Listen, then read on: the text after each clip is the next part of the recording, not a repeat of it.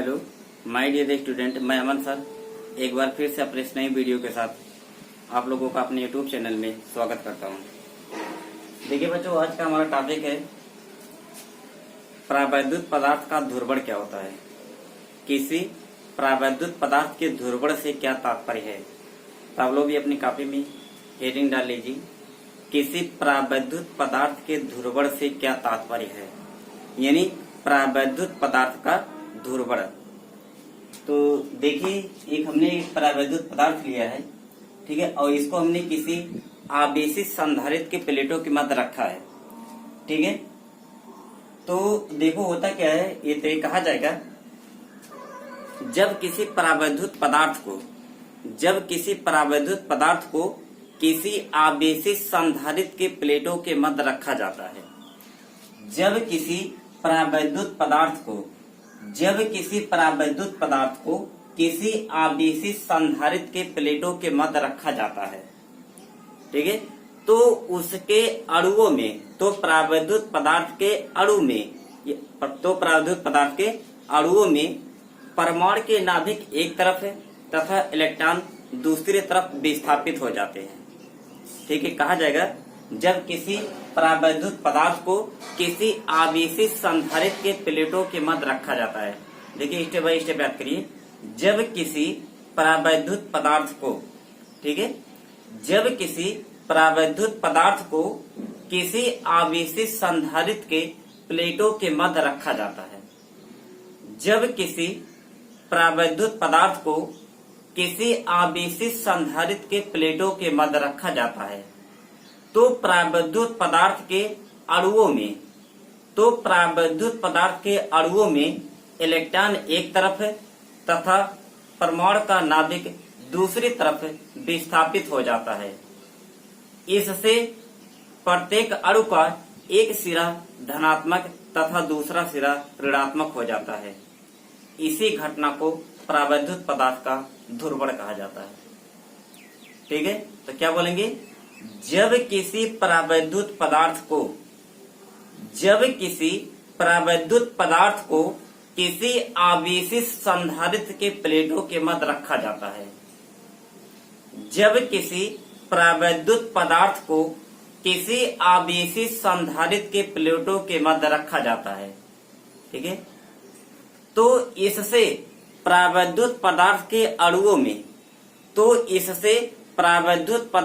अणुओं में इलेक्ट्रॉन एक तरफ तथा परमाणु का नाभिक दूसरी तरफ विस्थापित हो जाता है। इससे प्रत्येक अणु का एक सिरा धनात्मक तथा दूसरा सिरा ऋणात्मक हो जाता है। इसी घटना को प्रावैद्युत पदार्थ का ध्रुवण कहते हैं, ठीक है। तो याद हुआ, फिर से एक बार सुनिए। जब किसी प्रावैद्युत पदार्थ को किसी आवेशित संधारित्र के प्लेटों के मध्य रखा जाता है, तो इससे प्रावैद्युत पदार्थ के अणुओं में इलेक्ट्रॉन एक तरफ तथा परमाणु का नाभिक दूसरी तरफ विस्थापित हो जाता है। इससे प्रत्येक अणु का एक सिरा धनात्मक तथा दूसरा सिरा ऋणात्मक हो जाता है।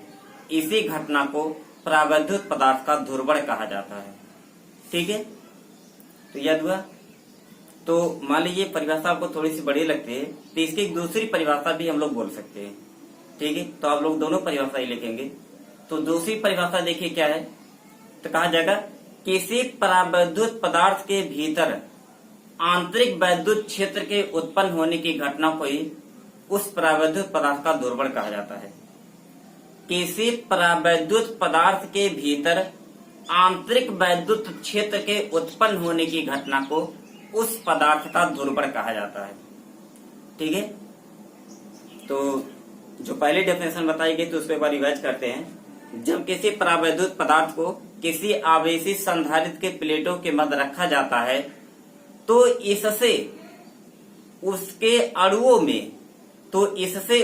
अणुओं में इलेक्ट्रॉन एक तरफ तथा परमाणु का नाभिक दूसरी तरफ विस्थापित हो जाता है।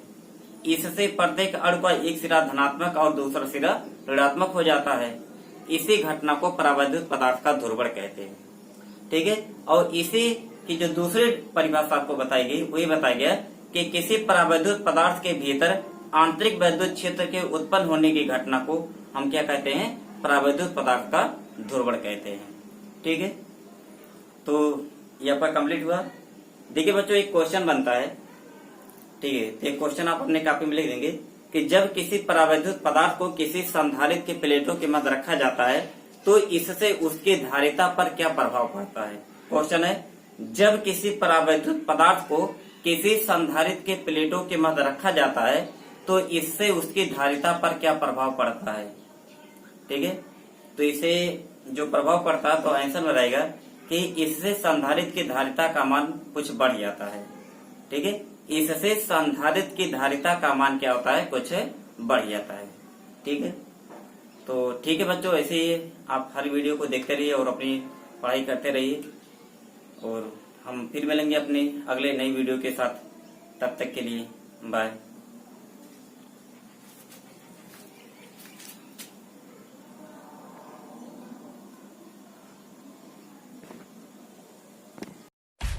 सब्सक्राइब कीजिए हमारे चैनल को और बेल आइकॉन को दबाइए हमारी लेटेस्ट वीडियो सबसे